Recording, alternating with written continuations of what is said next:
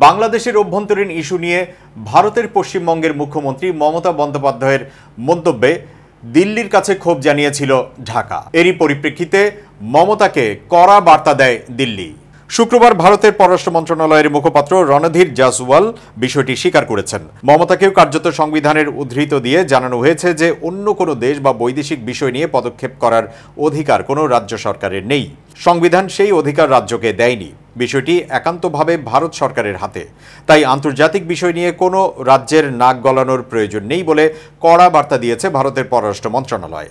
এর আগে বৃহস্পতিবার ভারতের পররাষ্ট্র মন্ত্রণালয়ের মুখপাত্র বলেন, আমি আপনাদের নিশ্চিত করে বলতে পারি যে পশ্চিমবঙ্গের মুখ্যমন্ত্রীর করা মন্তব্যের প্রতিবাদ জানিয়ে বাংলাদেশ সরকারের কাছ থেকে আমরা একটি কূটনৈতিক নোট পেয়েছি। আপনারা রিপোর্টে যেমনটা দেখেছেন খানিকটা সেরকমই। ধর্মতলায় গত ২১ জুলাইয়ের সভা থেকে বাংলাদেশের সাম্প্রতিক কোটা সংস্কার আন্দোলন ও অশান্তি প্রসঙ্গে মমতা জানিয়েছিলেন, বাংলাদেশ থেকে কেউ পশ্চিমবঙ্গের দরজায় এলে তিনি ফেরাবেন না। এ বিষয়ে জাতিসংঘের একটি সনদের কথাও উল্লেখ করেছিলেন মুখ্যমন্ত্রী। তবে একই সঙ্গে তিনি জানিয়েছিলেন এই বিষয়ে বেশি কিছু বলতে পারবেন না, কারণ বাংলাদেশ একটি স্বতন্ত্র দেশ। এ নিয়ে কিছু বলার থাকলে ভারত সরকারই বলবে।